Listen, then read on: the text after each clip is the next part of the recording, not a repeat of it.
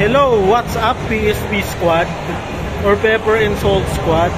Nandito na naman ang inyong vlogger for today na si Pepper. So andito na naman ulit tayo ngayon dito sa SM Mega Mall, dito sa 5th floor. Ayun, nakikita ninyo.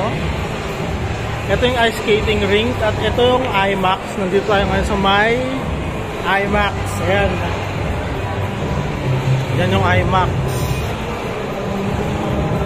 Dito tayo ngayon papunta sa IMAX.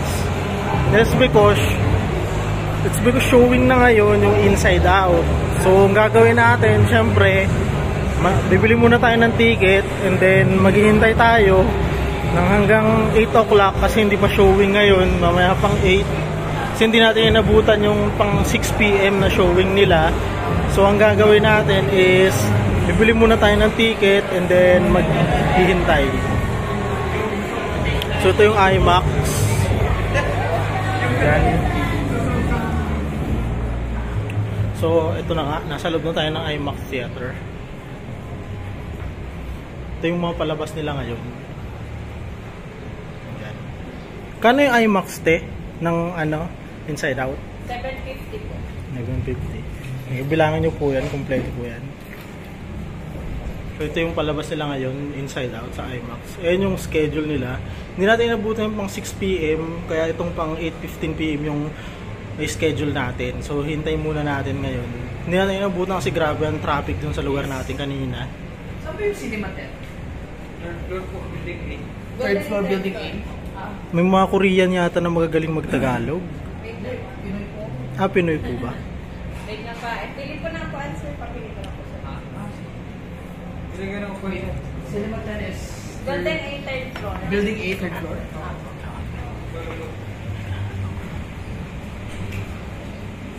Pili daw tayong upuan. So A10 po.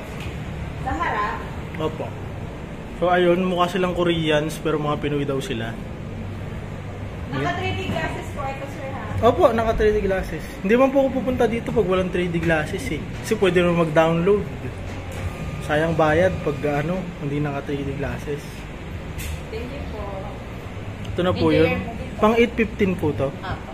Sige po. Paano yun pag halimbawa lang accidentally na print mo yung pang 6 PM, paano gagawin natin? Pwede naman po i-assist change type. Assist change type. Hindi ko naman nababayaran yun kasi nagbayad na ako. Kasi hindi lang mawala yung ticket. Okay. So andito po si Manong Guard. Mang Guard, saan po si Mang Robert? Wala po siya. Ay, ano? Wala. Sa third floor? Sanchez. Third floor. Oh, sige, nasa third floor po pala ngayon yung suki natin na guard na si Mang Robert. Sige, Sanchez. So Kuya Chances pala yung tawag nila ngayon kay Mang Robert. Robert. Sige, Sanchez. Ate, bago ka lang ba rito? Hindi po. No. Lagi kasing nag-assist sa akin yung nakasalamin. Si Lavi. Nasa baba na siya. So ayan guys, so anong oras na te? 7 na ba? So 6:55. So ayan, so maghintay muna tayo, ito yung ticket natin. Ayan. Ito yung ticket natin, maghintay muna tayo hanggang 8:15 and then pagtapos nun, stay tuned lang kayo, PSP Squad, at marami pa kayong mapapanood. So ayan, after more than 1 hour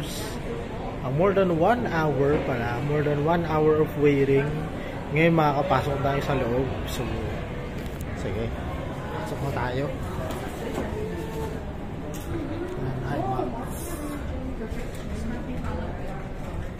Sir, may free hotdog bites daw ngayon dito. Ito po yung hotdog bites natin. Ticket mo.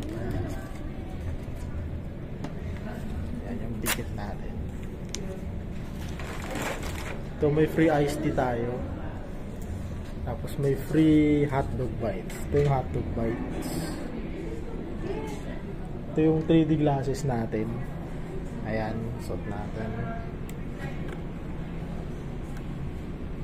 Ayan yung 3D glasses. Tapos may free iced tea din sila. Ayan. Free relief, baka naman. Tapos ito yung free hotdog bites. Yan. So, Pepper and Salt Productions po. Magsusubscribe po ba kayo, sir? Pwede po ba kayo mag-subscribe mamaya after the show? Pepper and Salt Productions po. Saan YouTube po ba? Opo, YouTube po. Okay, mamaya po, sir, after manood ng movie. Ano pong pangalan niyo, sir? Para hanapin kita mamaya. Bawal po. Ha? Bawal po. Sige. So, ayan. Medyo madilim dito. Ayan, papasok pala tayo. Na. Ayan na po ang IMAX.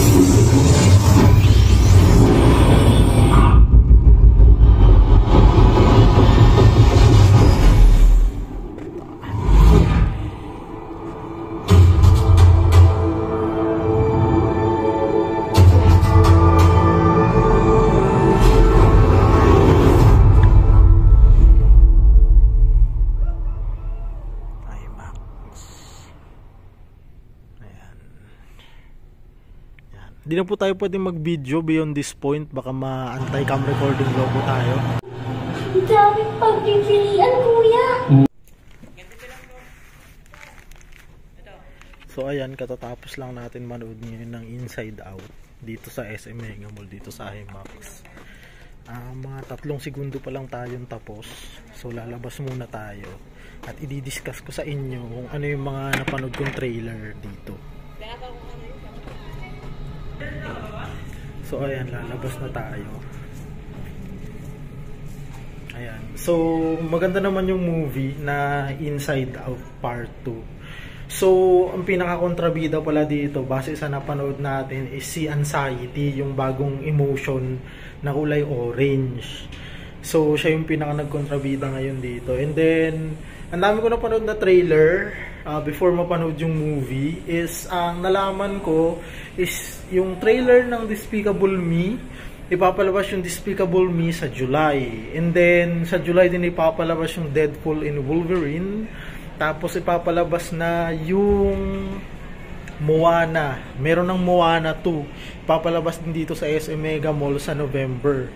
And then sa December naman ipapalabas na yung Mufasa or yung Lion King live action part 2.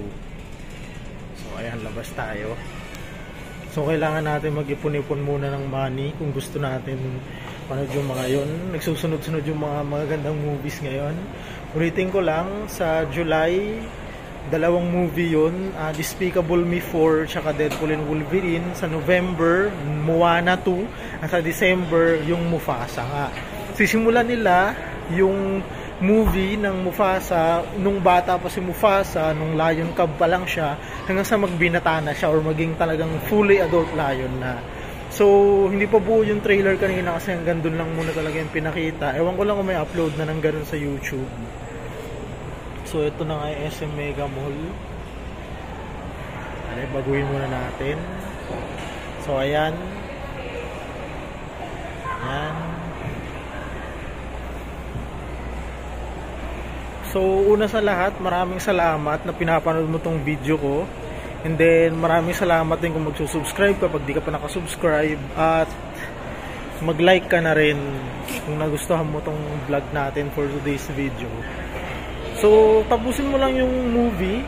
Di kung gusto mo manood, basta tapusin mo yung movie kahit na medyo ano na, parang masasabi mong ano medyo parang nare-recall ko yung part 1 na parang masasabi mo na kung ano yung naging issue dun sa part 1, parang naging ganun din yung issue dito. Kaso ang problema nga is yung emotion na bago na si Anxiety, siya yung nagkontrabida.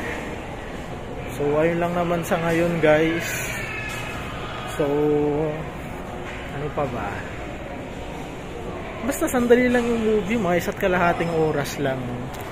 And then habang nanonood ka, masasabi mo na parang nangyari din naman sa part 1 yung mga nangyari dito sa part 2. Tapos may bago pang emotion uli na si envy. Tsaka si boredom. May emotion din na si nostalgia. Meron din emotion na si embarrassment. Pero ang pinaka nagkontrabida talaga si anxiety. In real life naman, ang gusto mangyari ni Riley, sasali siya sa hockey team. Kasi nasa utak niya yung mga emotion, di ba? Pero sa labas ng utak niya, gusto niya mangyari, sasali siya dun sa hockey team. Hindi mo mapabilang siya dun sa team ng hockey sa Red Fire ba yun? Red Phoenix? Basta yung something with color red. Then nag-practice siya mag-hockey habang kinukontrol siya ng mga emotions niya. Yun lang naman, guys. Sorry kung na-spoiler ka. Basta ang pinaka-highlight lang nito is mag-ipon ka kung gusto mong mapanood mo yung mga pinagsasabi kong movie. Kasi papalabas na yung mga yun. Biruin mo sa July, 2 ka agad. Despicable Me 4 saka Deadpool and Wolverine. Sa November naman Moana. Sa December Mufasa or Lion King live action 2. Yun lang naman ngayon. Sa ngayon, try muna natin lumabas ng mall. Gabi na eh. Sasarado na nga yata sila eh. Oops.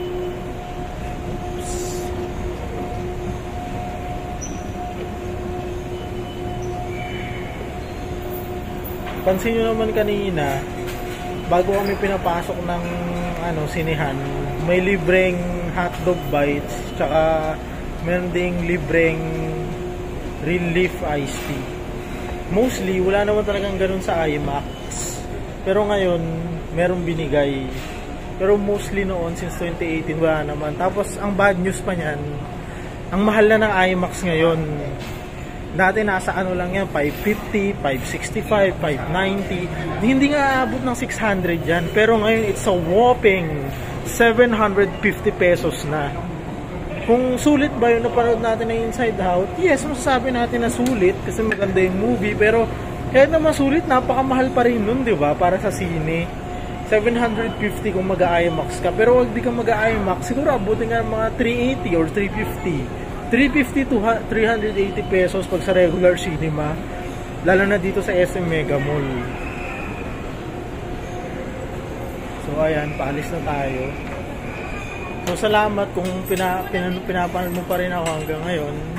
Huwag mo kalimutan i-like to. Then kung di ka pa nakasubscribe, huwag mo rin kalimutan mag-subscribe.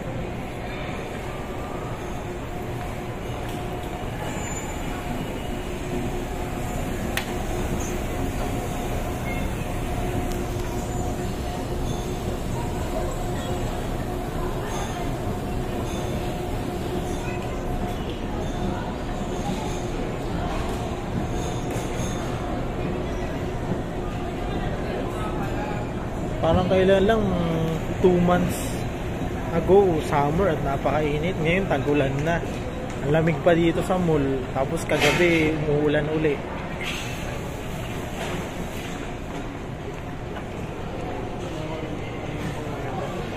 Disadvantage lang talaga ng summer. Mahirap makatulog sa gabi kung wala kayong aircon. Pero kung meron naman, okay lang naman.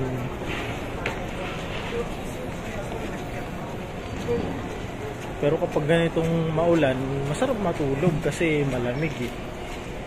Pero ngayon sa labas, hindi naman yata umuulan. In-announce na kasi ng Pag-asa na tag-ulan na talaga. Simula nung May 31 yata, tag-ulan na.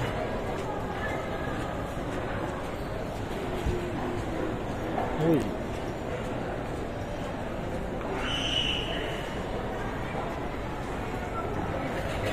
So, ito malapit na tayo sa exit.